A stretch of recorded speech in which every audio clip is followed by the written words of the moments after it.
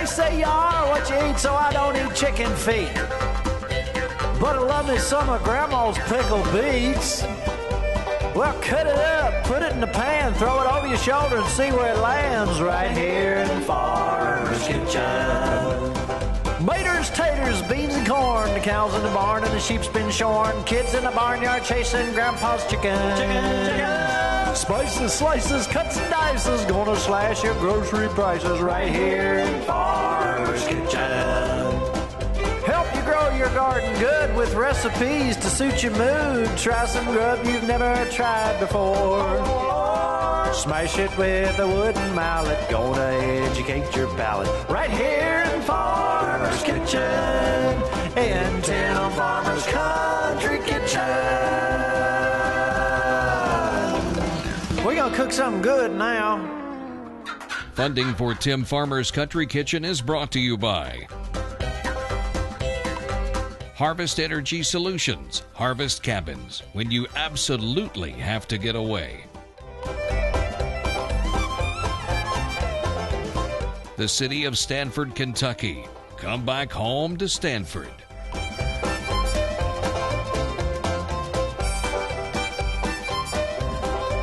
Woods Equipment Company has every tool you need to make working the land as rewarding as hunting it.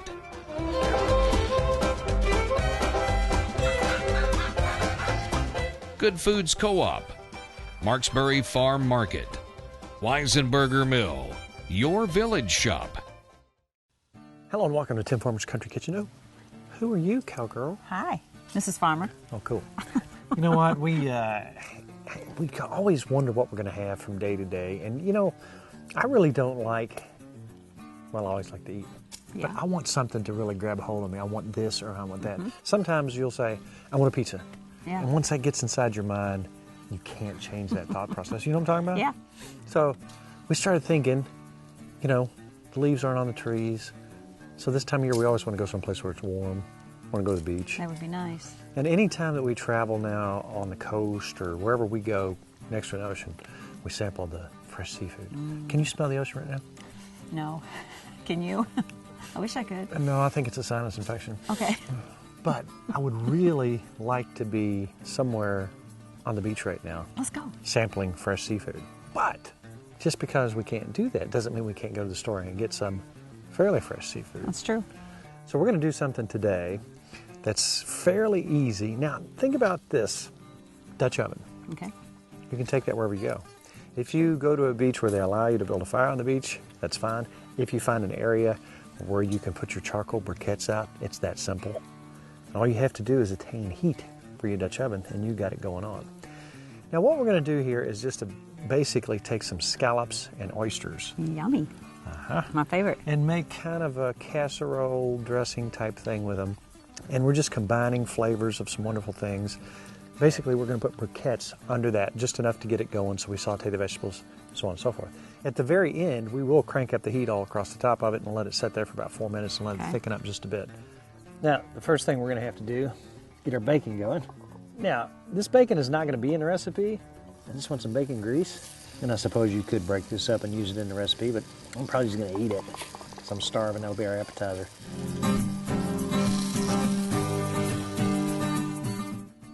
All right, we're going to start with our shallots. Bell pepper. I don't know, probably a third of one. Let me get those going there. I'm also going to toss some tarragon in here. I'm going to do about, I don't know, a third of a teaspoon. And some thyme, about the same with that. It smells good already.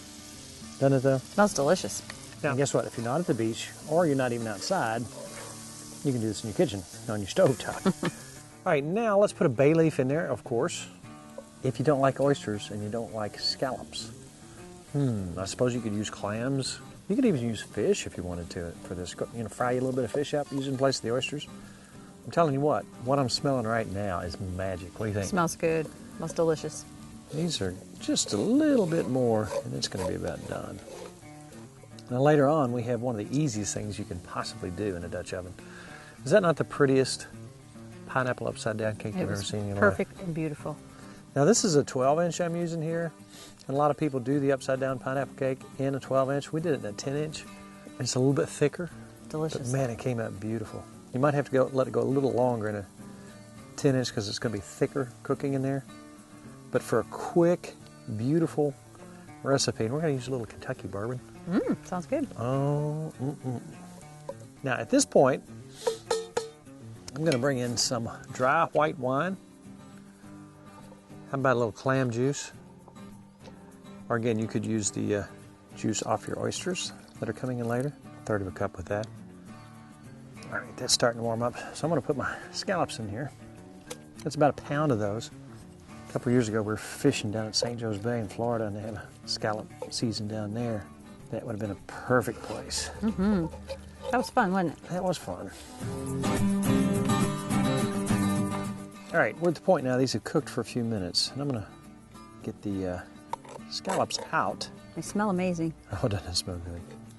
Now the scallops have a little bit of milky substance that kind of comes out of them. When you cook them like that, that imparts that flavor and leaves it behind. Doesn't that smell good? It does smell really good. You feel like you're on the beach? I do, even though it's a little bit chilly. It's chill on the beach sometimes. Yeah, it's true. At this point, I'm going to get my bay leaf out. Got everything I need out of that little guy. I'm going to come back with 3/4 of a cup of heavy whipping cream. I'm going to reduce that down just a little bit. Once that starts to thicken up just a hair, I'm going to come back with 2 egg yolks. I'm going to mix that up, and that'll start to firm things up. Now we're going to take our oysters and our scallops, put them back in.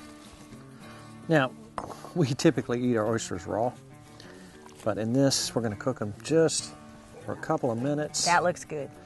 Now you see, we want to spread these evenly out. Now we're going to let that cook till you start seeing the oysters edges turn up. And now you remember, just recently we talked about our white pepper. We're coming in with just a dash across the top. Then we're going to have some black pepper. You know who likes pepper? Tell me who likes pepper. The pepper. The pepper. You know what though? Glenn only likes black pepper and lots of it. And just a little bit of cayenne pepper. And then come back with just a little more sea salt across the top. All right, now we're going to take just a little bit of lemon juice, about enough from a half a lemon. Then we're also going to have breadcrumbs. Now Nikki just takes pieces of bread, cuts them up into strips, puts them in a pan, and we have 2 cups here, and I think we probably use 2 slabs of butter, probably 2 tablespoons of butter. You just brown those in the pan on low temperature until they get like you want them. Put those across the top, then get the temperature up to above 400 degrees, and we're going maybe 5 minutes on top of that, and we're going to have yummy, yummy, yummy seafood right out here in the middle of Kentucky. Ready to take a peek? Yes. Oh, wow. Wow. Just like that. That looks delicious. Make sure we get some oysters and scallops. And then come back with some breadcrumbs on top. What'd you call this? This looks delicious. Let's call it a Seaside Casserole. All right, you ready? That looks delicious. I'm trying to get a little bit of everything. Wow. That's good.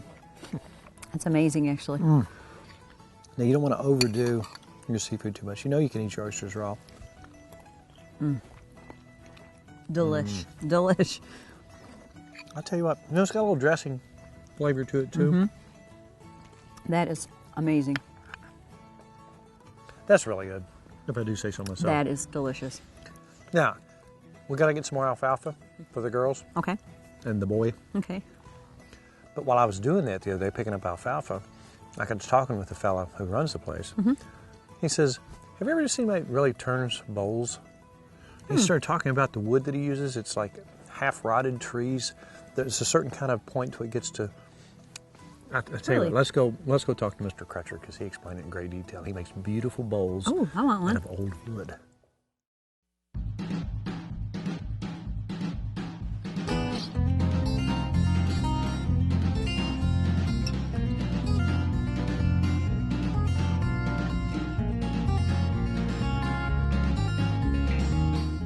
I was buying alfalfa the other day, and I got to talking to this fella, Mr. Crutcher. Good talking to you again. Good to meet you again. He said, you got to come in here and look at these bowls. And I'm saying, hey, what are you talking about? He started talking about woodworking. So we came into your shop. I should say your shop, but it's actually Dandy Dog's. It's Dandy's shop. Dandy's, it's his headquarters. He's over here chilling. But you know what? I saw all this beautiful work, you know, and that's the way I like to find this kind of stuff, when you just stumble across something. Who knew that you had this shop where you've spent all this time turning bowls? You've got everything from your first bowl to what you're working on now. What I find fascinating when I look through your bowls is, as you talked about, the character. Mm-hmm. Now, if we look at this bowl right here, reaching across you, you explained that this is a maple tree, but not just any maple tree. There's a condition that this wood has to get in, and what is that exactly? This is a maple tree that had died, and it's called spalted maple. It's wood that has begun to deteriorate, and all these different colorations are done by fungi attacking the deteriorating wood. Wow. So that gives that color and beauty and character like you wouldn't have in a normal tree. Absolutely. So how do you find this wood? There's 300 acres in this farm. We sold about 200,000 board feet of timber about 10 years ago. Wow. And the forester that I worked with and continue to work with said, unless you're willing to go in and kill what we call the weed trees, you'll never have a white oak forest again. It will be hickory and maple and ash and has no value. So we killed thousands of trees. Now I'm finding out they have a value when you convert a chunk of wood into a wooden bowl. They make beautiful furniture bowls. Now, when did you start this whole bowl turning process? About 10 years ago, I guess. We grew tobacco, and this was the place we stripped the tobacco. When we quit tobacco, I thought, well, that's too good a building not to be put to some use. And I've always enjoyed playing with wood. I've never turned a bowl in my life. But at that time, I thought, I think I'll put me a stove in there. And I had a friend who had given me an old lathe. I have since bought two that were not cheap. Yeah, I guarantee you. Your stove works good too, by the way. I had trouble getting it warm in here all morning, but it's doing well now. It's doing now. its job now. Now I see hickory, and I see cherry, and I see all kinds of stuff. But I guess the real thing that I'm keen to know is, how do you start? I see a marker on that piece of wood right there. Show me what that piece is. I cut a block of wood, usually 14 inches long, just off the end of a log. And then I will set it in a jig, which I made for that purpose. And I'll draw lines, a 4-inch interval. And then I'll take a chainsaw and split that, make a rectangular block of wood out of it. I made these out of 1/4-inch plywood, or 3/8 inch plywood, maybe it is. And I will lay this bowl marker on top of the block of wood, and then draw around it with a magic marker, and center punch the center, so I have a true center. And then I will put that in the lathe, clamped, as you can see one that's clamped in there now. Mm-hmm. And I will make it into a circle. And I'll also turn the back of it into, I call it a foot, which I can clamp on a variable diameter chuck, fasten it into the lathe to begin making it into a bowl. This one is about 11 or 12 years old, and it's been over on a shelf in the house across the road as a memento of how far I have come. This was the first one I ever turned. When I look back at it, I thought, well, it's tremendously primitive, but at least it's a circle. I could eat my cereal in that bowl. Now, you've sold stuff all over the place. How far has your work gone? I have scattered bowls from Florida to New York City, and from California to the state of Maine. At least 3 or 4 of those are gifts to ministers who have been at our church through the years. Wow. And I just sent them to them as a remembering gift. When I was getting ready to graduate from college over at UK, a group of us were sitting down one afternoon. It was along in mid-April, and we were getting ready to graduate in May. And someone brought up the question, where do you plan to work, and how long do you plan to work? And the gist of the conversation was, I want to get me a job, work 20 years, and retire. That just didn't appeal to me, because I thought, surely to goodness, there's something out there beyond 20 years. 20 years goes by pretty quick, doesn't it? 20 years passes very quickly. Yeah, in the blink of an eye. So actually, I'm 4 times that now. I thought I've always loved to play with wood. I started playing around, and this was number 1. How long did that take you, that bow right there, if you had to guess? Probably a good half day. Good half day. How long would something like that take you today? 30 minutes. No kidding. Looks like you've come a long way. So you go from the chainsaw stage to this piece of cedar right here. This little circle on the back clamps into an adjustable diameter wood turning chuck, and that clamps in the lathe like so. You see one clamped in here on a face plate. Now, do you make sets on purpose, or do you make pieces one piece at a time and then go from there? Or how do you designate which wood is going to what? Or is this kind of one thing at a time? Basically, I started out turning primarily walnut and cherry, and I would turn a big 12 or 14 inch diameter salad bowl, and then I would make individual serving bowls. I don't think I'd be bragging to say that's art. That's beautiful. Beautiful art. This certainly should be very familiar to anybody viewing this in Kentucky. This is Kentucky red cedar. That's one that has been finished, and the finish I use is tongue nut oil. Tongue nut oil has been around a long time, and it still does a beautiful finish on wood. Now, what happens if a bunch of people see this and they say, I want one of those spalted maple bowls? Have you got enough to make a bunch of them? I don't think I will run out of supply. Oh, there you go. No, I would. It would be a problem I would like to experience. There's 100 acres of timber on this farm, so it will outlast me by many generations. Well, I'll tell you what we'll do. We'll let people know where you are in case they do want something like this. We'll give them a telephone number. How about that? My cell phone number is 600-3434, of course 502-600-3434. If you want to come look at the shop, you're most welcome. They are available. Well, Mr. Crutcher, thank you so much for showing us around your buddy's shop here today. And I will see you time and again because my critters are eating me out of house and home. They love your alfalfa. I'm Lardo. And I'm Burley. And we're the Moron Brothers.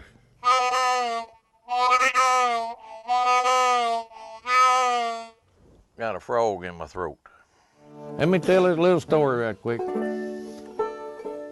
We got a song called Ignorant But Happy. That's what Daddy used to say to us all the time when we was kids, because we just went around and grinned all the time. He said, y'all just ignorant and think you happy. He was a genius, though. Done the smartest thing I ever seen anybody do. We was kids playing. It was hot in the summertime. You know how them old flies and gnats gang around your face and stuff? Well, they was aggravating us to death, and he watched us for a while and called us over to the porch, cut the seat out of our britches. They wasn't around our head no more. Burley still does it sometimes. Y'all need to try it, it works.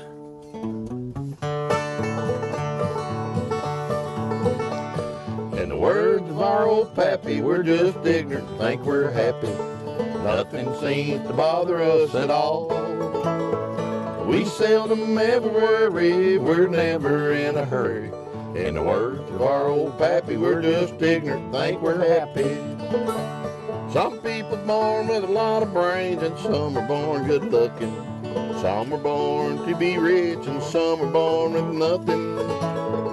But the good Lord knows what he was doing when he made us unaware. We turned out poor and ugly, and we don't even care. Well, I got an old pickup truck, she ain't worth more than 50 bucks. Gets me where I'm going, don't you see? Other day going down the road, I fell through a floorboard hole. Guess you call it my bad luck, I got run over with my own truck. In the words of our old pappy, we're just ignorant, think we're happy. Nothing seems to bother us at all. We seldom ever worry, we're never in a hurry. In the words of our old pappy, we're just ignorant, think we're happy. Now we take Burley's truck everywhere we go. Remember, back last fall, we went Christmas shopping at the local mall. When we come out, we couldn't find his truck. We was there till closing time. For 6 hours we looked for Burley's truck, and remember, we drove mine. Last year we went to Nashville, me and Burley and our wives. They bought what we thought was toothpaste. Dang near took our lives. When we brushed our teeth, our throat shrunk up and our mouth grew down so small. Don't brush your teeth with Preparation H, it ain't toothpaste at all. In the words of our old pappy, we're just ignorant, think we're happy. Nothing seems to bother us at all. We seldom ever worry, we're never in a hurry. In the words of our old pappy, we're just ignorant, think we're happy. In the words of our old pappy, we're just ignorant, think we're happy.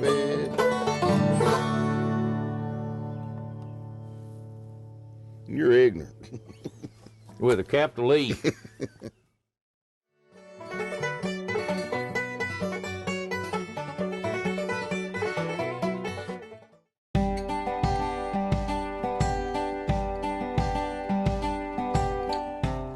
We have melted 1 stick of butter.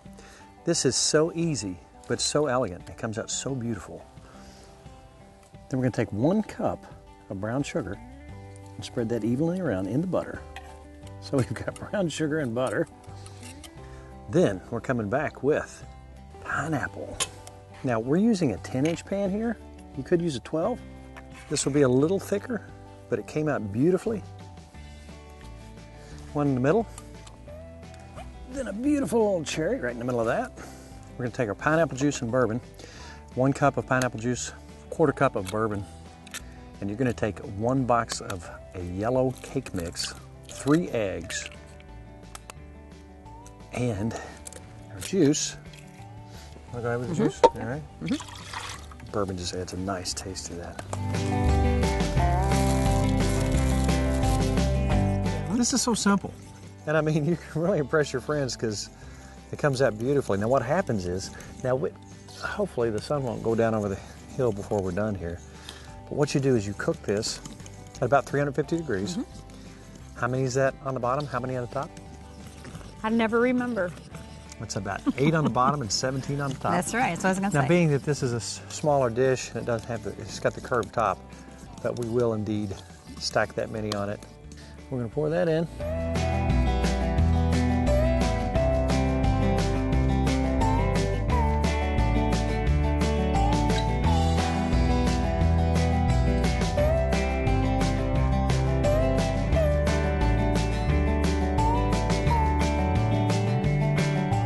Now that looks like it came out of a bakery. Wow. That's the 10-inch pan. Basically what you do is just turn it upside down. Well, we took a knife around it first. The outside edges. Yeah, around the out to make sure it was. Well, once we got it loose around the sides, you could see it was moving Perfect. and ready to go, and plop, it just rolled right out because we had all that butter. You can see some of the sugar that's set up right there. That looks So wonderful. let's just dig in. You know what? Nobody's going to eat this but us, so we can Someone's dig gonna eat in on it. whatever we want. Oh, wow. In a Dutch oven. Oh my. I taste the bourbon, the pineapple juice in that cake. That is amazing. The bourbon flavor's subtle, but it's like with the peach cobbler. When you add your bourbon to that, it's got the same taste along with that brown sugar. Oh my goodness. I've made cakes for years, but the pineapple juice in place of the water is amazing too. It's really moist. It's almost like pudding. It's so good. We got a bunch of recipes for people to check out. Cowboy cooking and otherwise. Check out our Facebook page, Tim Farmer's Country Kitchen, and like it. Also check out timfarmerscountryKitchen.com for all the recipes we've had over the years, 160,000 million of them. Wow. That's Take a look at those.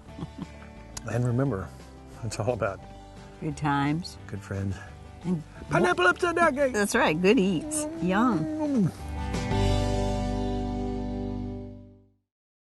To order a cookbook or DVD of the show, please call 502-319-0487 or email timfarmerck@gmail.com.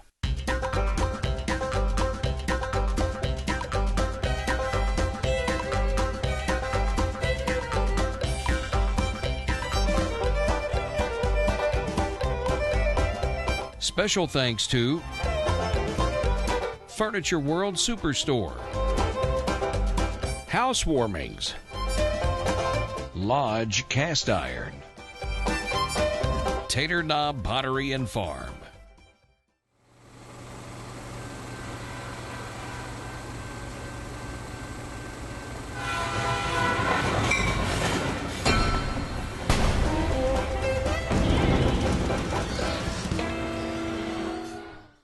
Funding for Tim Farmer's Country Kitchen is brought to you by L81 Bottling Company. Taste, love, and share the tradition. Diamond Gusset Jeans, the original Gusset jean. Careful craftsmanship, continual improvement. Diamond Gusset Jeans, born and worn in the USA since 1987. Is it the insightful strategies and analytical capabilities that make Edward Jones one of the biggest financial services firms in the country? Or is it 13,000 financial advisors who take the time to say thank you? Night, Jim. Gonna be a while? I am, Liz. Got a little writing to do. It's why Edward Jones is the big company that doesn't act that way.